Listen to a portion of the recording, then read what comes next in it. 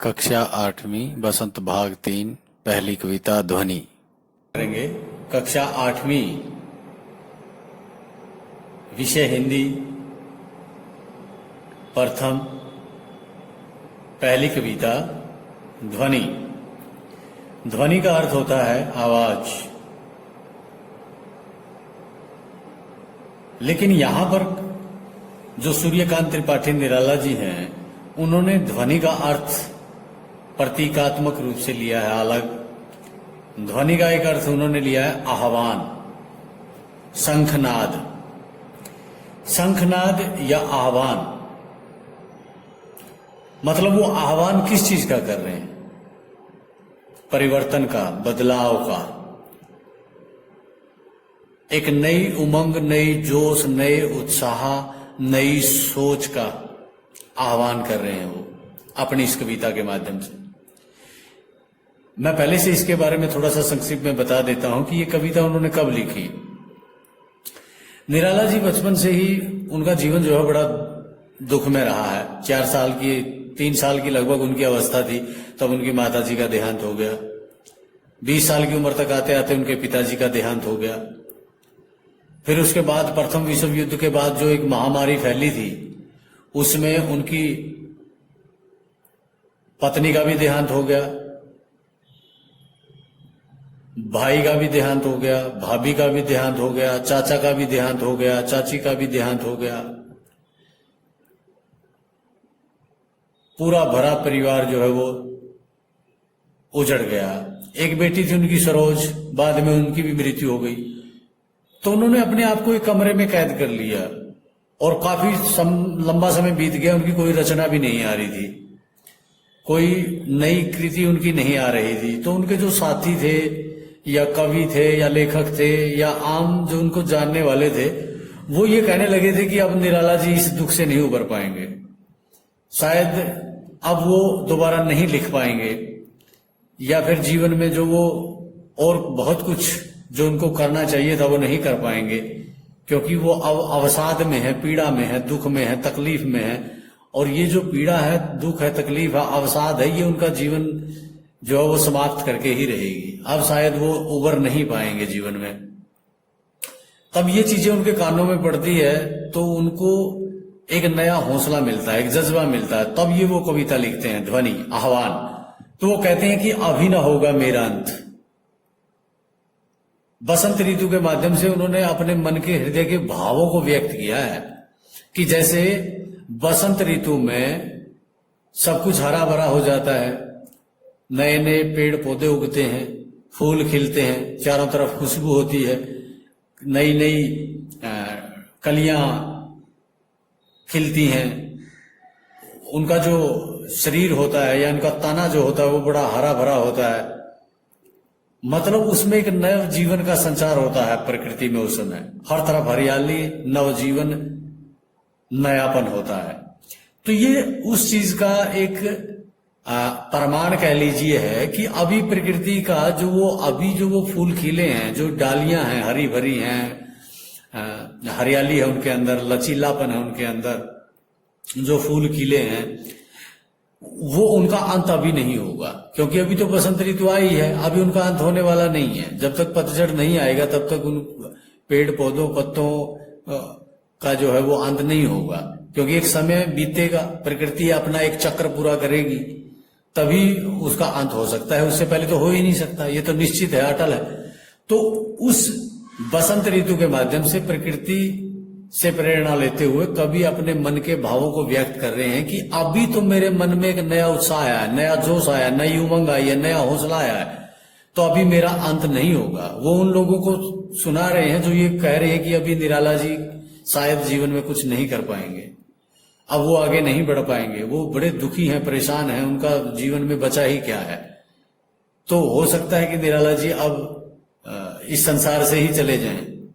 तो उनको जवाब दे रहे हैं निराला जी इस कविता के माध्यम से। और इसके साथ साथ जो हजारों करोड़ों लोग पूरी दुनिया में, विश्व भर में जो निराश हैं, दुखी हैं, परेशान हैं, हतोत्साहित हो गए हैं, उनमें एक नया जोश, नई उमंग, नई तरंग, नया हौसला, नया जज्बा वो अपनी इस कविता के माध्यम से भरना चाहते हैं।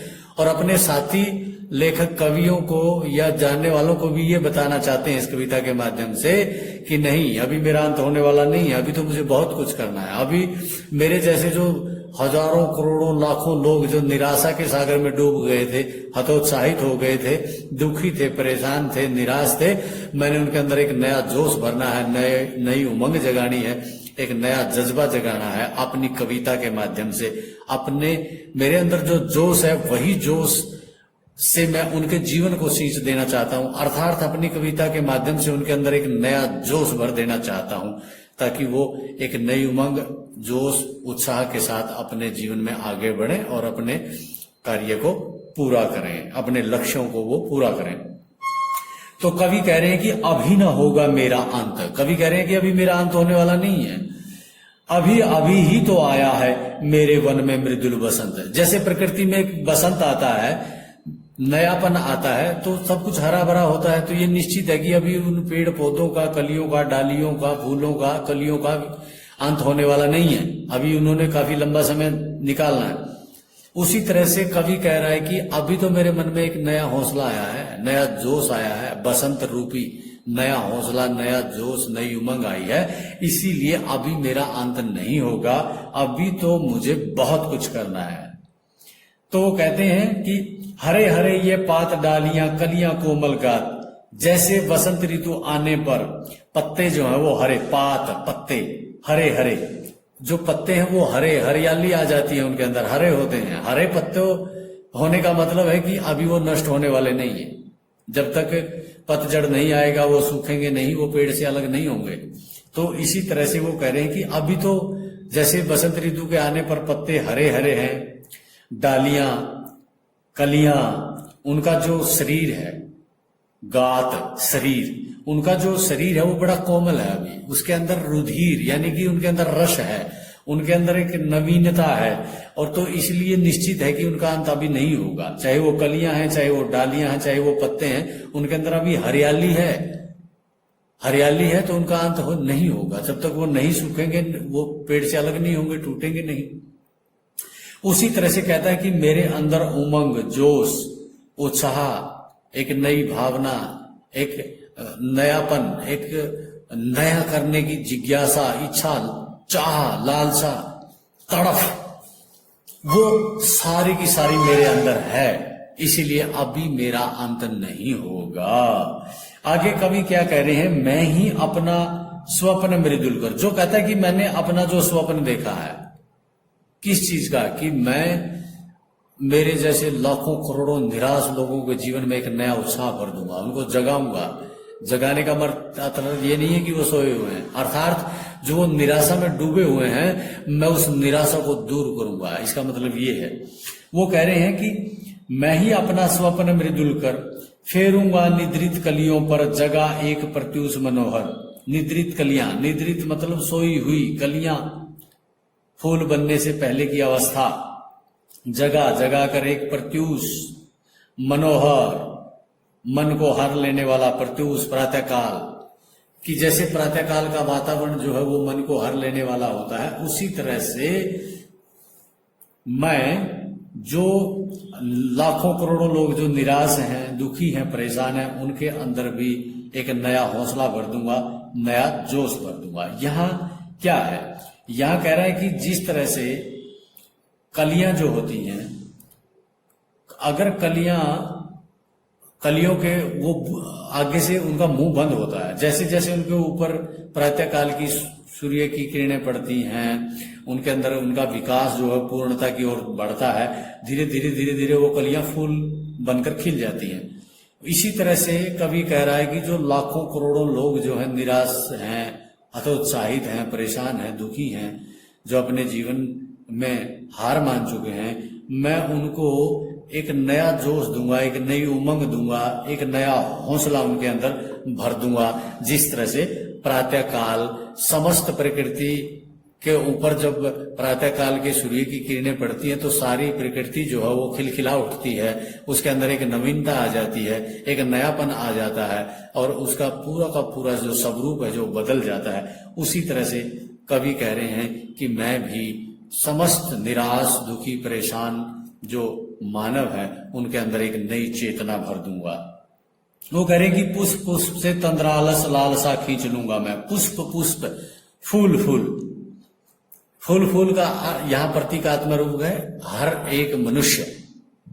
अब इसके अंदर एक संदर्भ मैं बताता हूं कि जैसे शरद ऋतु का समय है, मतलब जनवरी फरवरी मार्च का जो समय है बसंत ऋतु का समय होता है।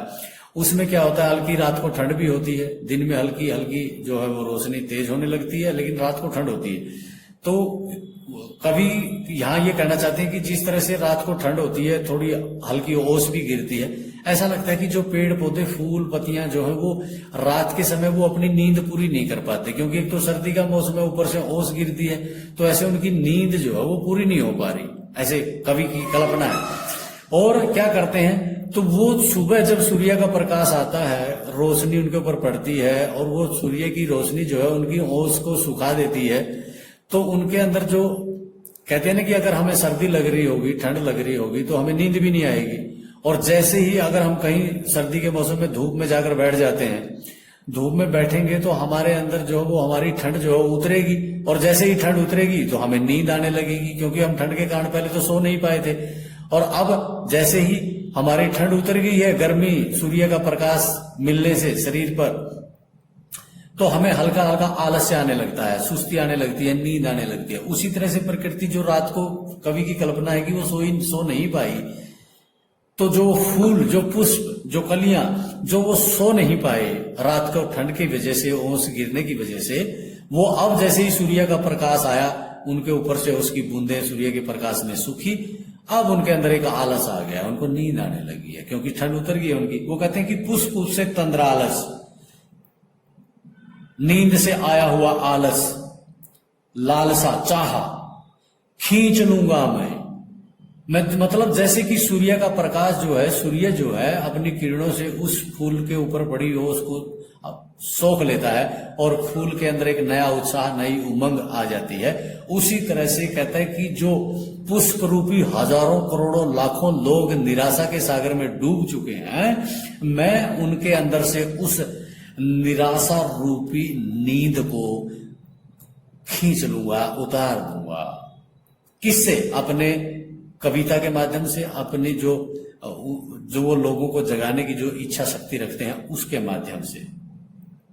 अपने नवजीवन का अमृत से हर्ष सींच दूंगा मैं। कहता है कि जो जैसे नवजीवन, मुझे जो एक नया जीवन मिला है, नया जीवन कैसे मिला है, उनके अंदर एक नया जज्बा आया है, नया जोश आया, नया हौसला आया, नई उमंग आई है, जीने की इच्छा शक्ति जागी है, उसको कह रहे हैं कि वो नवजीवन का अमृत। जो वो अमृत मतलब वो भाव, कुछ करने का भाव, जो उनके अंदर एक जोश है, उमंग है, कुछ करने की उनके अंदर एक चाह है, उसको अमृत कहा है। कहता है कि वो सहर्ष, खुशी के साथ मैं उन लोगों को दे दूंगा। जैसे कि हम अगर फूल, पेड़ पौधों को सींचते हैं, उनके अंदर एक नव जीवन आ जाता है, उनको एक नई प्राण शक्ति मिलती है। उसी तरह से कवि कहता है कि मेरे अंदर जो हौसला आया है, जज्बा आया है, मेरे अंदर जो एक नई उमंग और उत्साह जागा है, उस उमंग को मैं, उस उत्साह को मैं लाखों करोड़ों लोग जो निराश हो गए हैं उनके अंदर, उनको भी उस के अंदर सींच दूंगा। अर्थात मैं उसी नवजीवन के भाव को अपनी कविता के माध्यम से उनके अंदर भर दूंगा, उन लोगों के अंदर, ताकि उनकी निराशा, उनकी जो हतोत्साहित वो हो चुके हैं, उसको मैं दोबारा से आशा, उमंग, तरंग और एक नए जोश में बदल सकूं, ऐसा मैं कर दूंगा। द्वार दिखा दूंगा फिर उनको, है मेरे वे जहां अनंत। फिर कवि कह रहे हैं कि मैं उनको एक नया द्वार, रास्ता दिखा दूंगा फिर उनको। ऐसे लोगों को जो निराश हैं, दुखी हैं, मेरी तरह हैं, कहता है मैं उनको एक नया रास्ता दिखा दूंगा अपनी कविता के माध्यम से। है मेरे वे जहां अनंत, जहां अपने, मेरे कहा, ऐसे लोगों को जो दुखी हैं, निराश हैं, हतोत्साहित हैं, उनको मेरे कहा, अपने कहा। कहते हैं कि मेरे वो अपने जो दुखी हैं, निराश हैं, जहां जहां पूरी दुनिया भर में कहीं भी जहां पर भी हैं, उनको मैं एक नया रास्ता दिखा दूंगा अपनी कविता के माध्यम से, अपनी प्रेरणा, अपने भावों के माध्यम से। इसलिए कवि कहते हैं कि अभी तो मेरे अंदर ऐसी भावना है, अभी तो मेरी ऐसी सोच है, और ये किए बगैर, ऐसा किए बगैर, उनकी निराशा, दुख, तकलीफों को दूर किए बगैर मेरा अंत नहीं होगा। इसीलिए कवि बार बार कह रहे हैं कि अभी मेरा अंत नहीं होगा, अभी तो मुझे बहुत कुछ करना है। लोगों की निराशा, जो दुखी हैं, परेशान हैं, उनकी निराशा को दूर करके उनके अंदर एक नव चेतना, नया जोश, नई उमंग भरनी है। इसीलिए अभी मेरा अंत नहीं होगा। ये थी कविता सूर्यकांत त्रिपाठी निराला की ध्वनि।